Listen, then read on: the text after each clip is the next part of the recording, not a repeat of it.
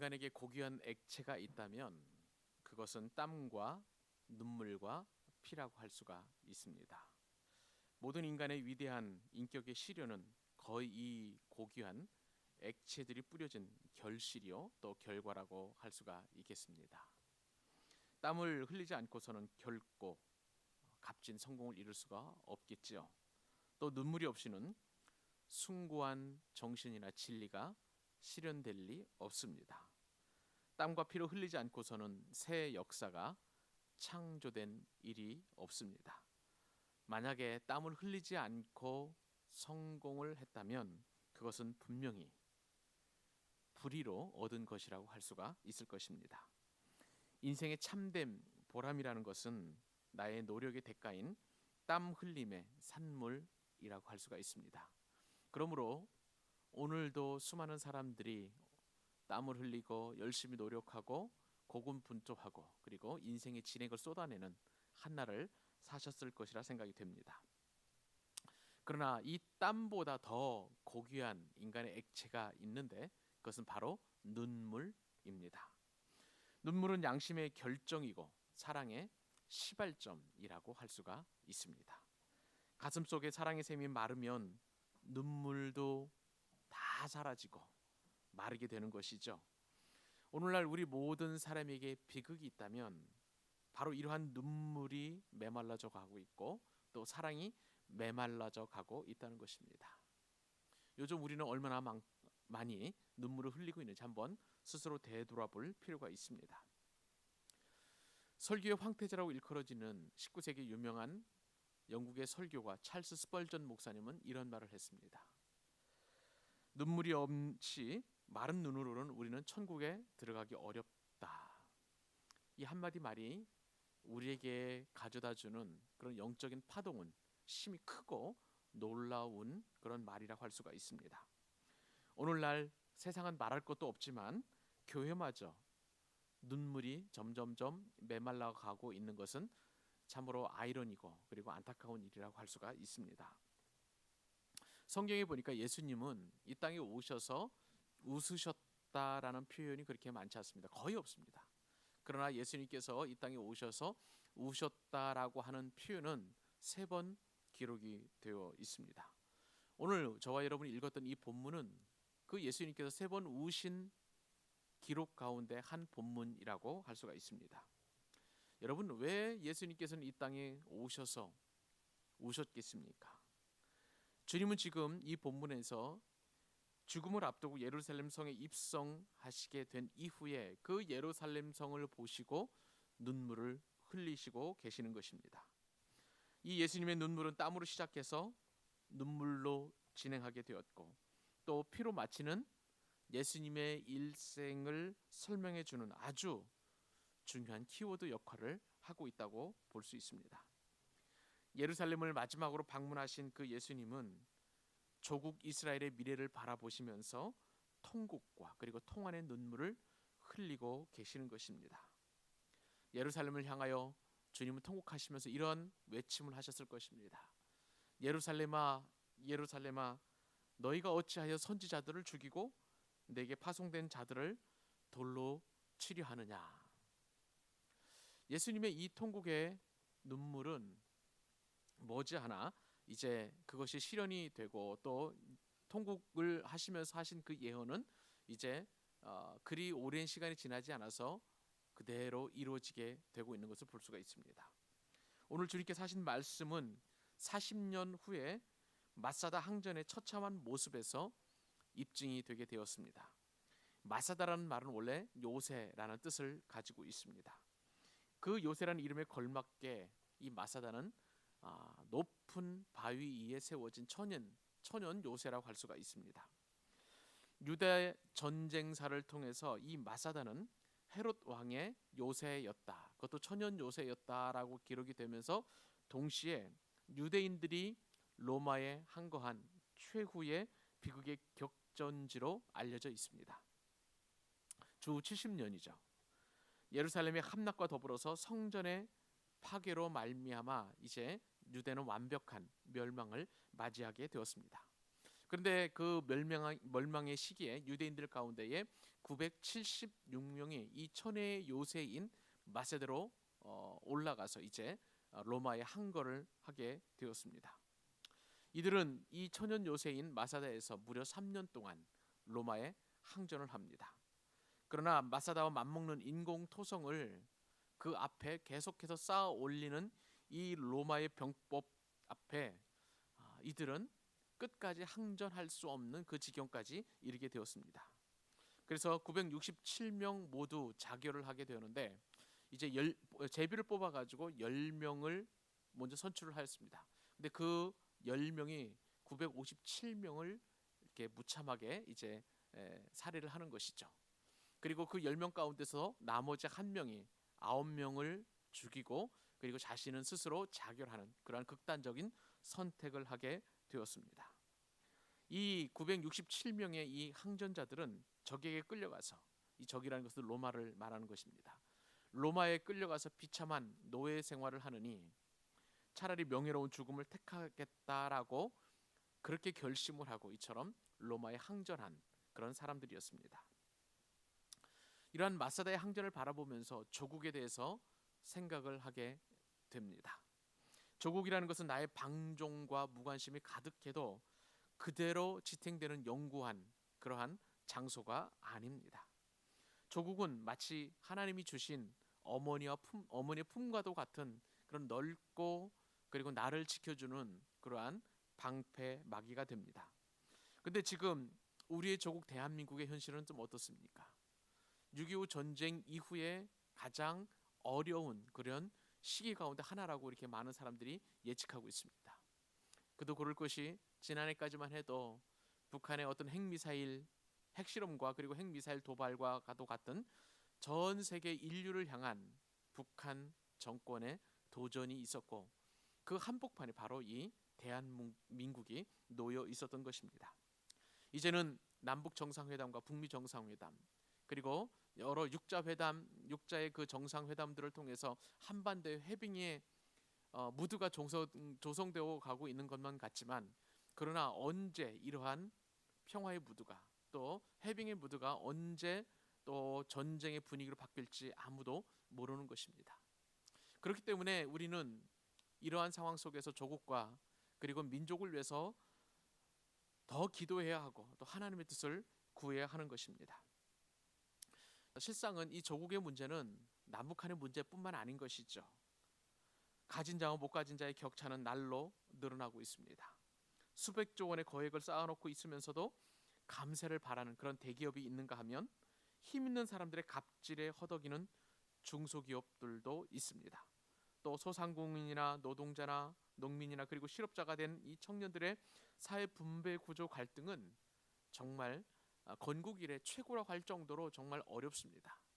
여기에다가 세대 간의 계층, 그다음에 남녀 간의 어떤 차이 그리고 또 미투라고 일컬어지는 그런 어떤 성폭력에 관한 그러한 여러 가지 또 저항 운동들 그리고 실업자가 가면 갈수록 늘어나고 있는 이 조국의 현실들을 바라보면서 대한민국은 그 어느 때보다도 어렵고 난처한 상황에 처해 있다라고 할 수가 있습니다. 그뿐만 아닙니다. 대한민국을 수출 대국으로 이끌었던 수출 주력 상품들이 이제는 중국에 거의 따라잡혔고 그리고 이 대한민국의 고비용과 그리고 고노동 임금으로 말미암아서 대한민국에 있었던 모든 공장들이 해외로 빠져나가는 그러한 현실에 놓여 있습니다.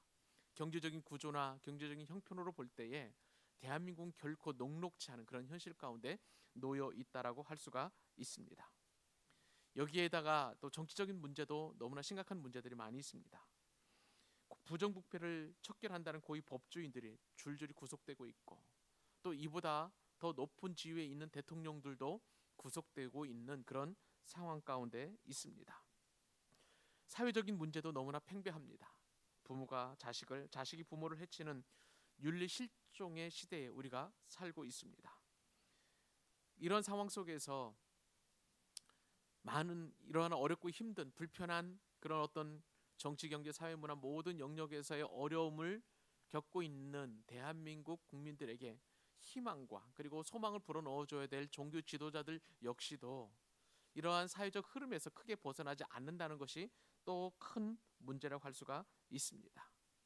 기독교 지도자들도 돈에 대해서 그리고 이성에 대해서 그리고 명예나 탐욕에 대해서 마치 버무려져 있는 듯한 그런 비빔밥과도 같은 그런 상황 가운데 놓여 있기 때문에 한국교회 역시도 개혁의 대상으로 많은 사람들의 입에 오르내리고 있는 것을 보면 마음이 아픈 그런 현실이 아닐 수가 없습니다.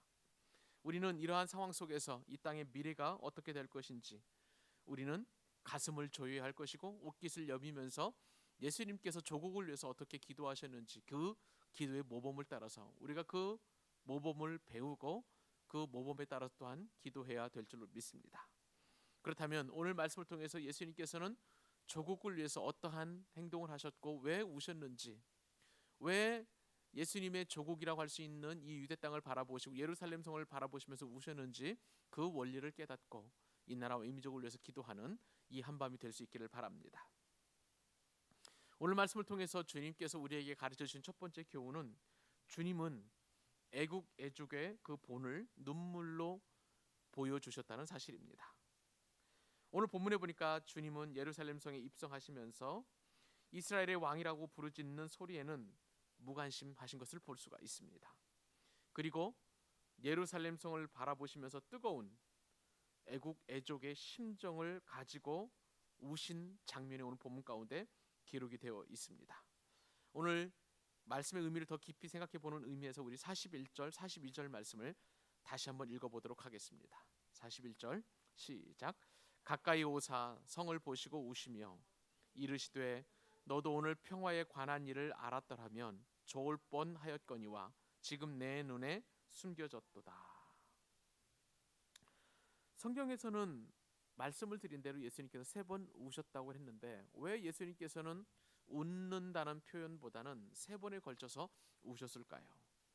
그것은 예수님의 공생의 사역이 3년 동안의 그 사역이 눈물로 얼룩진 3년이라는 사실을 대변해주는 그러한 증거라고 할 수가 있을 것입니다.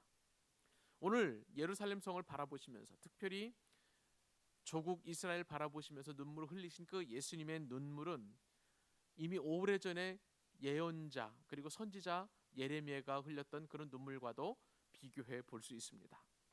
예레미야는 백성들의 비참한 종말을 내다보았습니다. 그들은 포로로 끌려가서 짐승처럼 노예처럼 살게 되었고 이스라엘 백성들 하나님의 백성으로서 그 존귀함과 그 영광을 다 잃어버리고 마치 짐승처럼 살아가는 그 백성들을 바라보면서 눈물을 흘릴 수밖에 없었던 것입니다.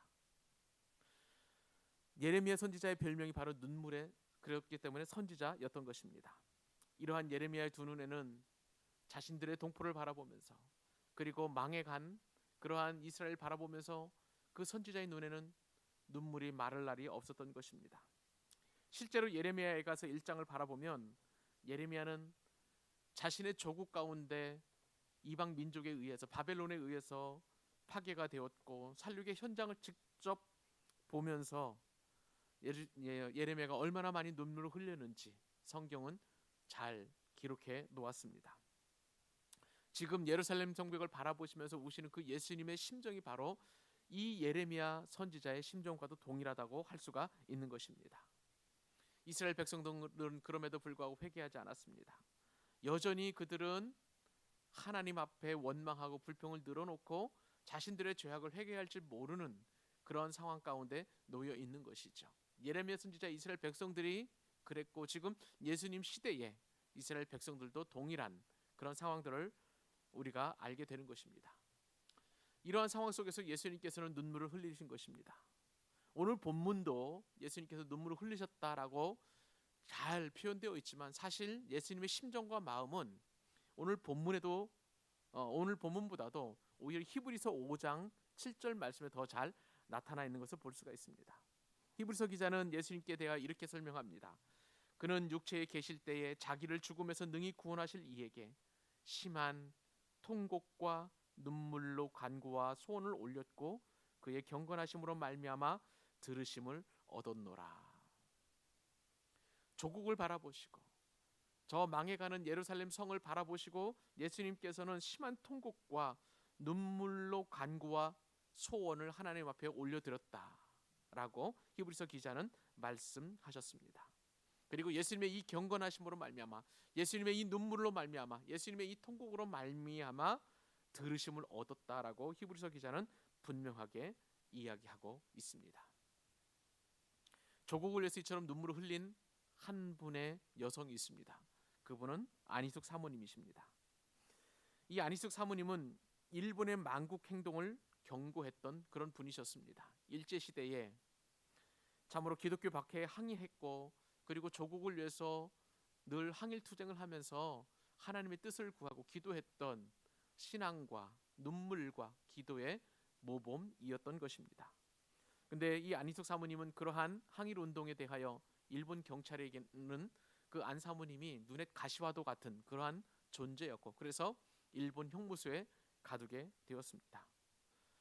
형무소에 갇힌 채 이 안희숙 사모님은 1945년 8월 17일 광복이 지난 이후에 추록을 하게 되었습니다.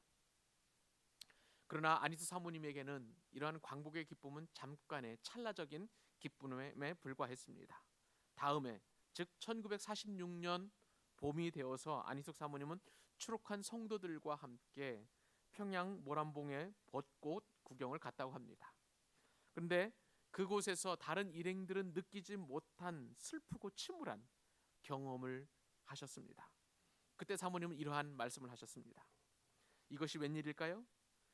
대자연은 수심에 잠기고 벚꽃은 웃는 게 아니라 울고 있는 것 같으니 말입니다.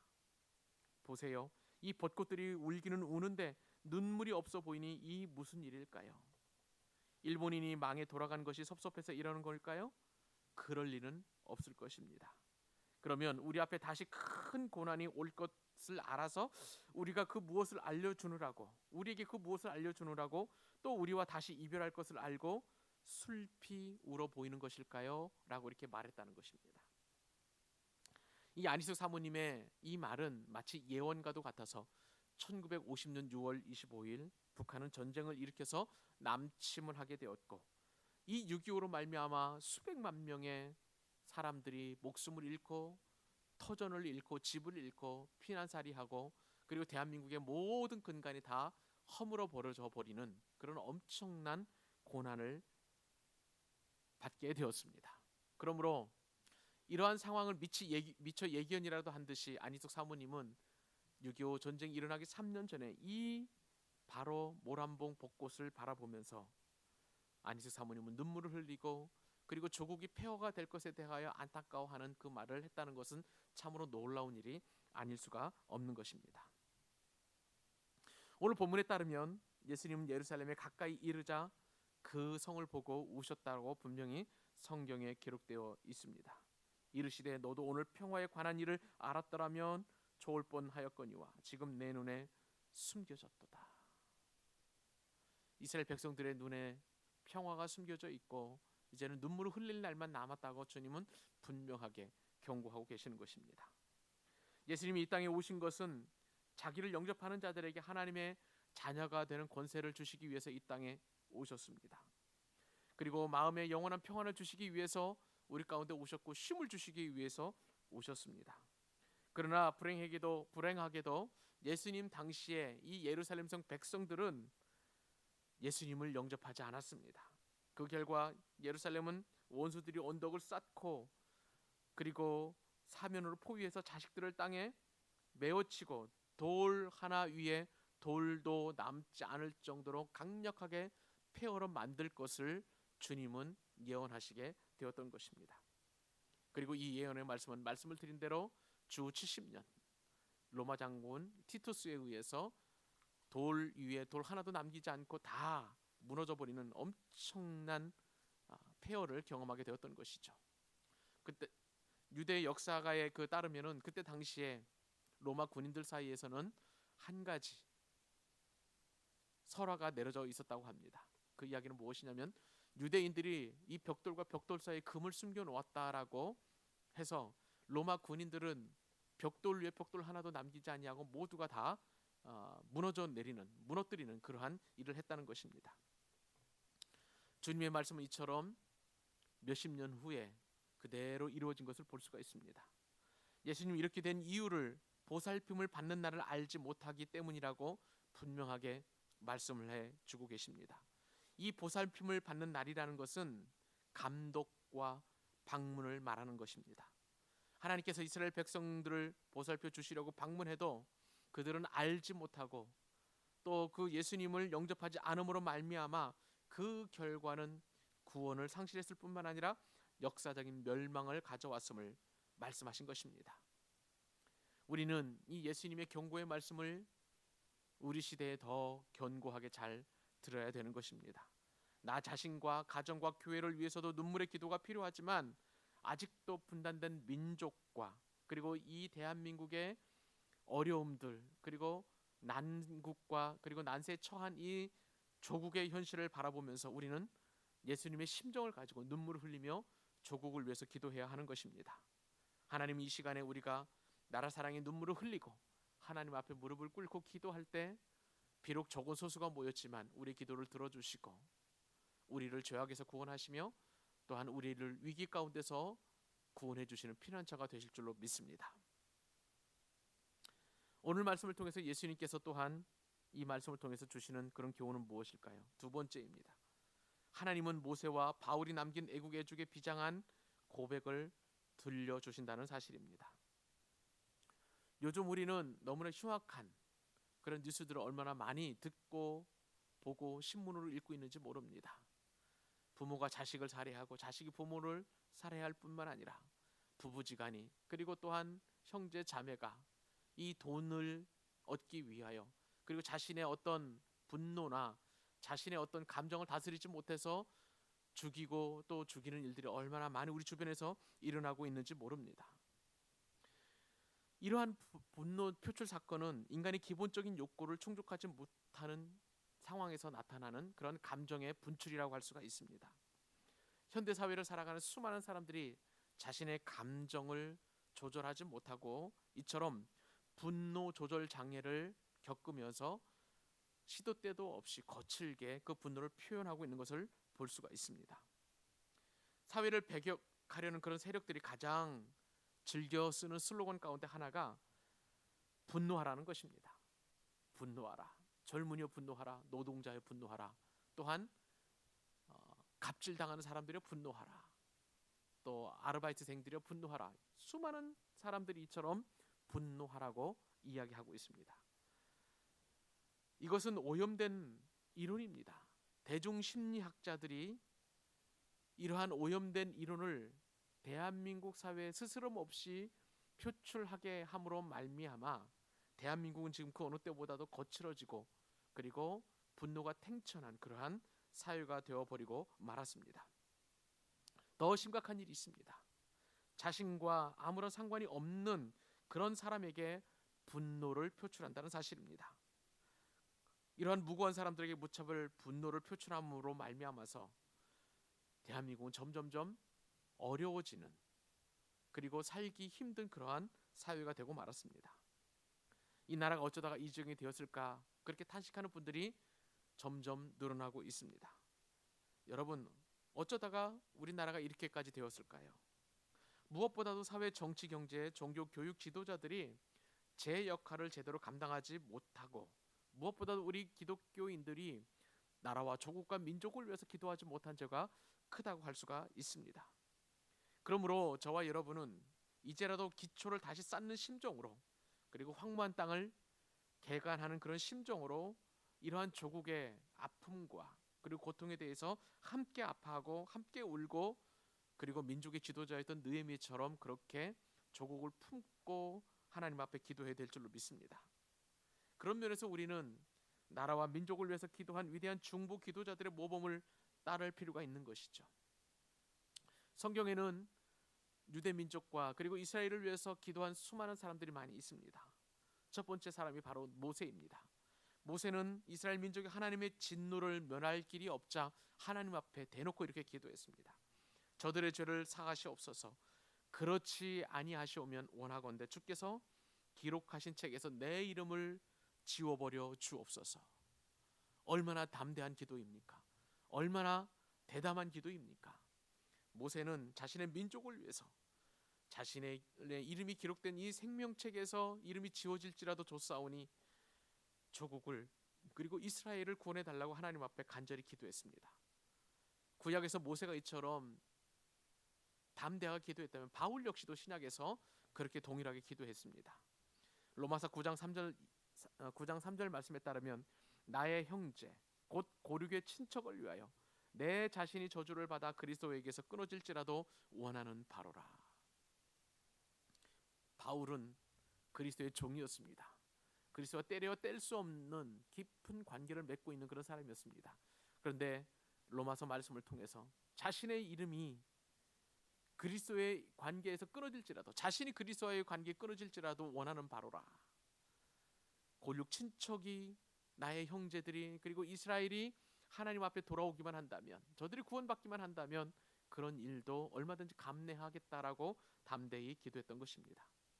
하나님은 이처럼 하나님의 신실하신 종 모세와 바울의 입을 통해서 애국 애족의 본을 보여주셨습니다.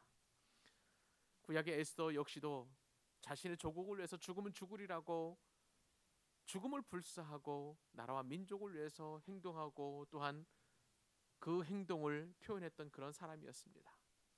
이 밤에 우리가 조국을 위해서 기도할 때 모세처럼, 바울처럼, 그리고 에스더처럼 그렇게 간절한 마음을 가지고 비장한 고백을 하나님 앞에 드릴 수 있기를 소원합니다.